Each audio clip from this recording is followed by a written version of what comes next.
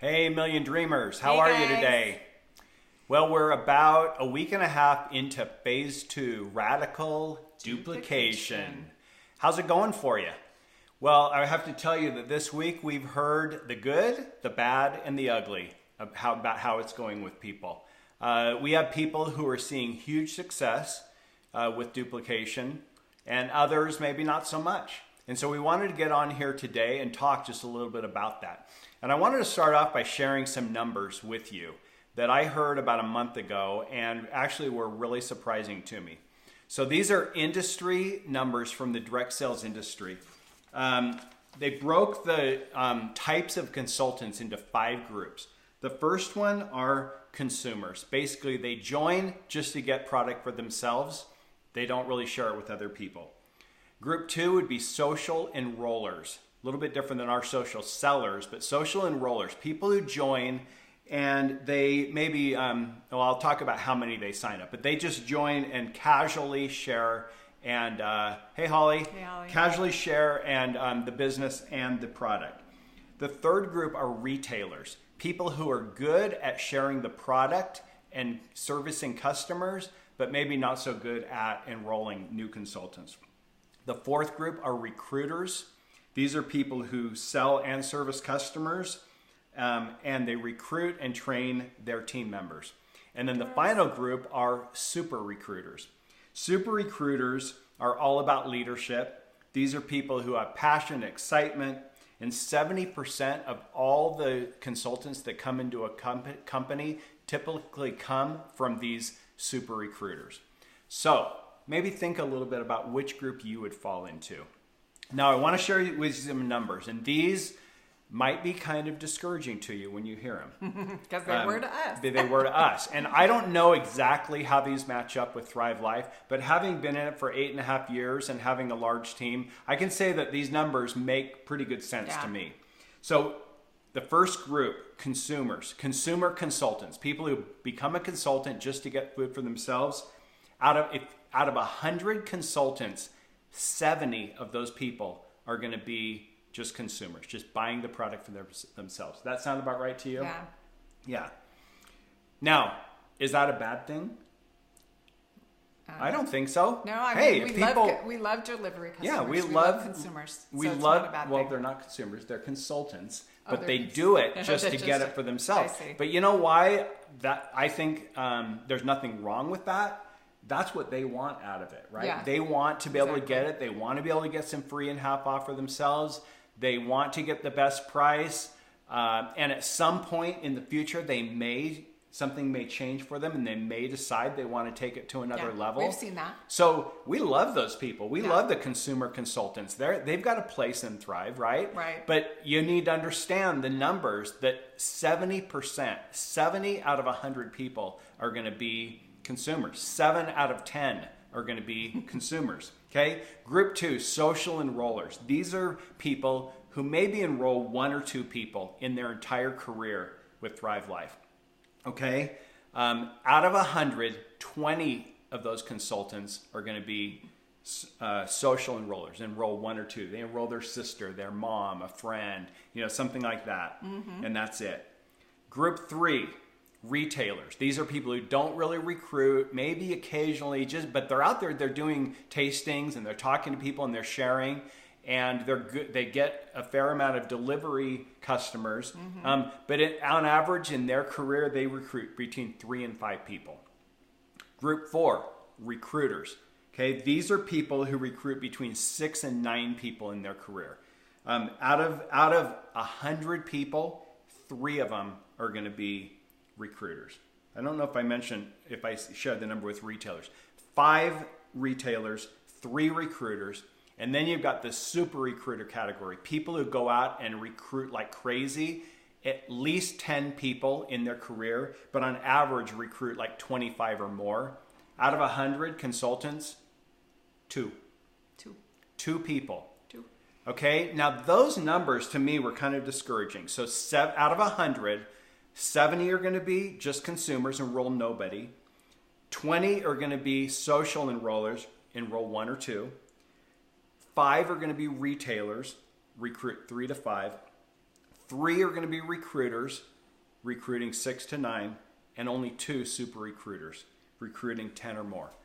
So here's where I don't know. It's kind of a reality check when you think about that. Those are the real numbers industry wide, and I don't think that our numbers are that far off. But you can get discouraged about that, but you can also look at the bright side.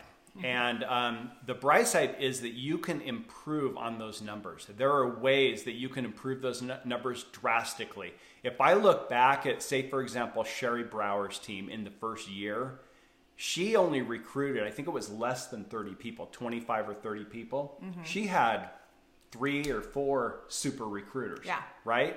She was a really good leader. Holly Hardy, same kind of thing. And others, many others have been, would fall into that category where they're great leaders and therefore they are able to get better numbers than that. Right.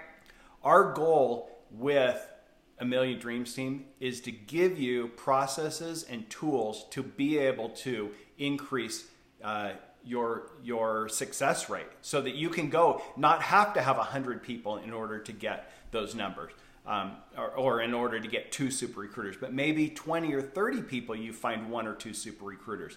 That's the important thing. You need 2 or 3 super recruiters and recruiters on your team. All the others are fine. They can fall where they may. Let them be on their team. There's a place on your team. There's a place for them. Love them. They're great long-term customers, typically have a much higher retention rate. Right. Things in their life could change and they could decide suddenly they want to become a recruiter or a super recruiter. But Lisa's going to talk about some of the tools that we've launched to help you get your people to become fall into more of the recruiter and super recruiter phase. Yeah. So we've discussed duplication. And we've come up with lots of tools and systems to help you duplicate. And, why duplication? Why is that so important? In order to have duplication, you need a simple way to share the product and a simple way to share the opportunity. That is the bottom line. And so, again, if you go to the file section, if you are not comfortable standing up in front of people and doing the whole presentation, or you don't even know the verbiage to say. I had one girl say, I don't even know what to say at all. And so the flip chart is great for her to study what is in that flip chart that Debbie Abbott and Heather Parker put together.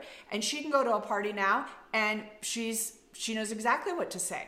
And there's also a video that shows them how to use the flip chart. I'm a visual learner. I love the videos they put together for that because it shows you exactly what you need to do, exactly what you need to say. So those two go hand in hand. Thank you, Heather Parker. Thank you, Debbie Abbott, for doing those. I think if we get those into the hands of our newbies, we're going to see our success rate go way up. Now, the business overview webinars, so impactful. And I send this out to everybody that signs up that's a new consultant so they can see the whole big picture. Sometimes we just give them this little tiny piece, but they need to see the bigger picture, what industry we're in and what the opportunities are. Yeah, we designed those for you to introduce new people to Thrive and be able to hear from a third party. The business overview, but like Lisa said, they're also a great way for new people to get an understanding. And so we have seen in what has it been, maybe 6 weeks since we launched those, the viewership has actually declined quite a bit. So we know that people are not using that. So we want to encourage you to use it as an enrolling tool, but also to help your new people learn how to present, the flow of a presentation. Right. And I think that if you share the business overview, you're going to see that your people are going to share it with other people. Yep. And that's what we want. Get those links out there and start sharing them. They're now on demand so people can listen to them whenever they want. And they can be a really powerful tool.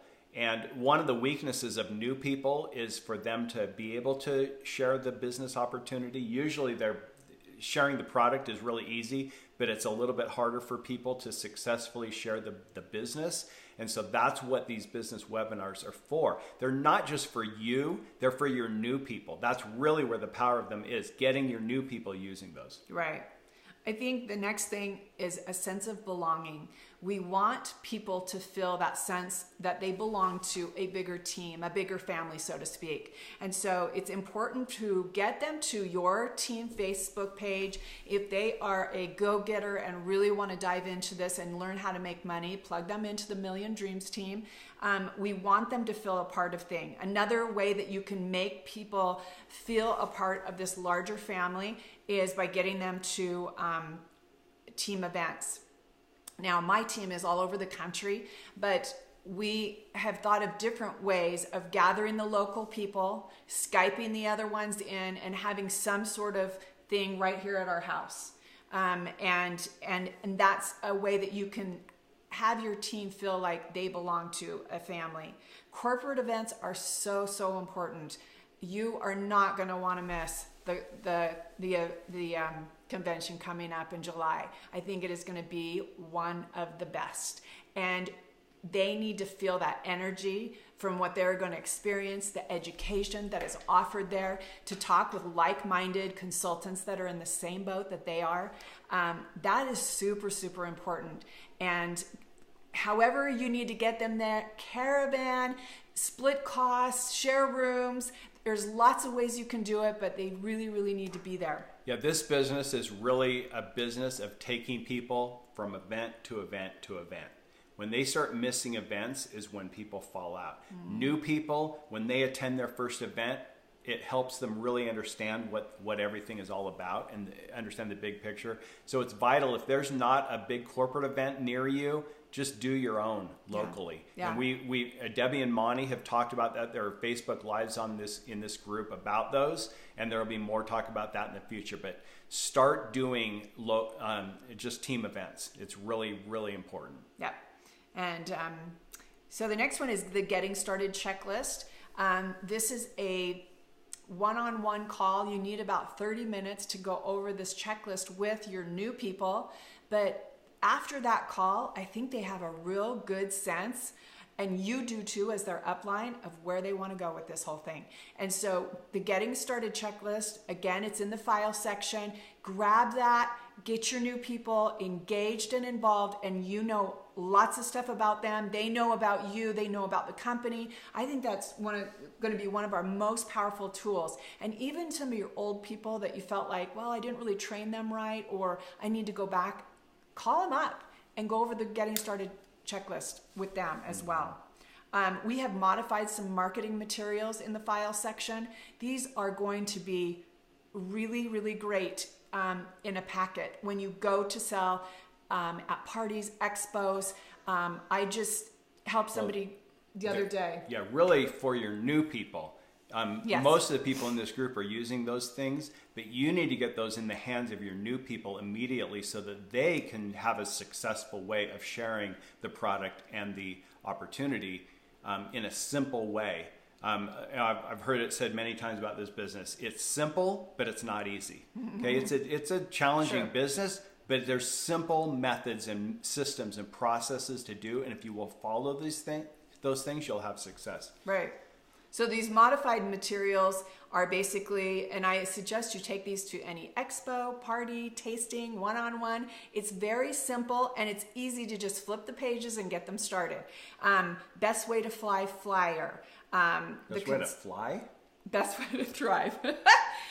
Flyer. The consultant starter kits with the commission chart on the back that Heather Parker developed. Love that. Simple solutions flyer and the order form. The earning potential.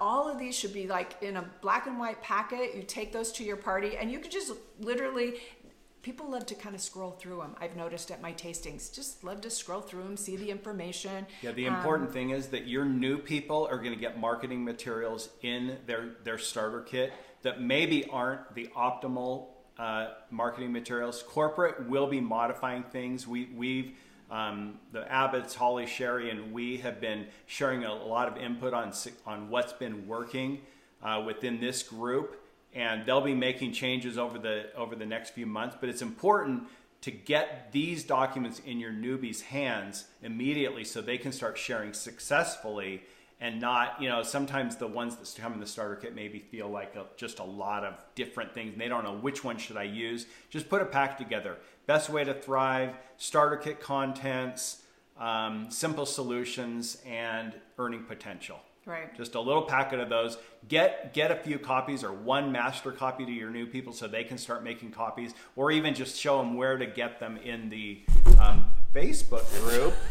Hello. Sorry. Kicking the camera Sorry. down the road.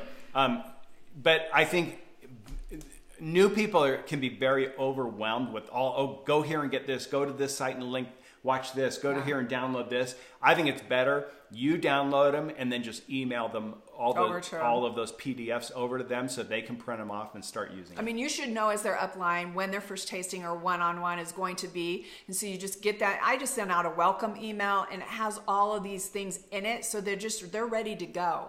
But I always make a point to say, okay, now make sure you get that packet put together. How many people are coming? 10. Okay, great. Let's just do 15 just to make sure we have enough. And these are tried and true. They have worked over and over with different people, different ranks, and they are gold. And you will see success if you bring the packet and get your newbies to bring the packet to their parties. So your job is to really to plug people into these systems and tools so that they can see success right off the bat, right? And the Million Dreams team has developed, we've been working hard on duplication tools. And I really believe that if you get them into their hands, they can have a really great start. So if you haven't done this, I would just challenge you to take the opportunity and go through the file section and call all your newbies that signed up either this last month or the month before and give them a call and give them an email with all this information so they can get off to the right start. Yep. I heard it said one time that if others in the company are having success with something and you're not, then you need to take a hard look at yourself in the mirror.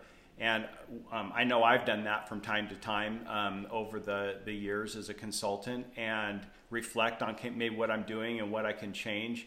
And so I would say if you're not seeing duplication within your organization, you're probably not using these tools.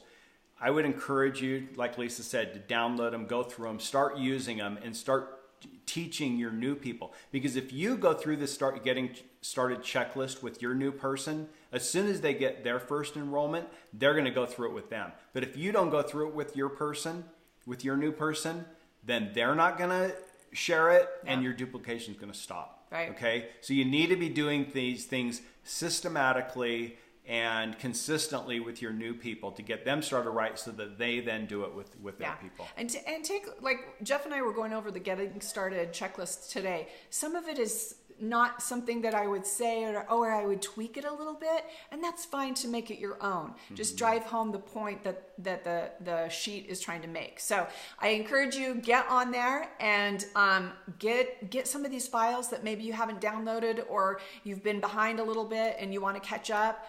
It's the first thing you should do. Yeah. Get some successful tools into your newbies' hands and get them off to the right start. Yeah, we've said it before, but just in closing, one last thing is if you're not seeing duplication on your team, we hear it all the time. I have 5 people, 10 people, 20 people on my team and nobody's really working.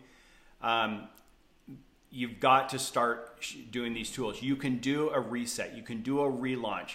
Get with those people. Say, you know what, maybe I've learned some things recently and maybe I didn't get you started off as the right way or how I should have, and I'd love to have another chance at it. What do you say we go through this again and just get them started over again? There's nothing that says you can't do that. All right. All right. Thanks guys. Have a great weekend. Yeah. See ya. Okay. Bye.